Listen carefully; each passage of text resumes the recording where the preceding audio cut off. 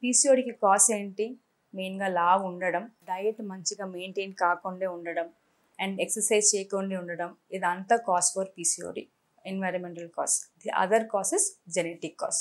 So ఈ 2 కాజెస్లో environmental cause ఖచ్చితంగా మనం ప్రివెంట్ చేయవచ్చు.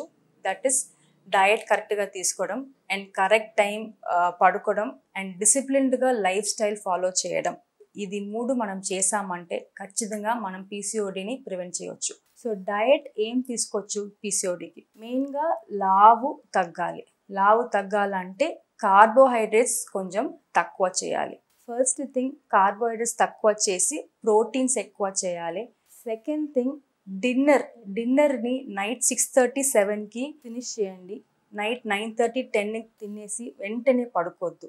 థర్డ్ థింగ్ మార్నింగ్ లేచి 1 అవర్ ఎక్సర్సైజ్ ఖచ్చితంగా చేయాలి. 60% డయట్ అండ్ 40% ఎక్సర్సైజ్ తోటినే మనం వెయిట్ తగ్గొచ్చు. వెయిట్ పీసీఓడి దేని వల్ల వస్తుంది? ఫ్యాట్ ఎక్కువ ఉండడం వల్ల వస్తుంది. మన స్కిన్ కింద ఫ్యాట్ ఉంటుంది, that is called subcutaneous fat. And మనం ఆర్గన్స్ లివర్, కిడ్నీ అదంతా చుట్టి కూడా ఫ్యాట్ ఉంటుంది.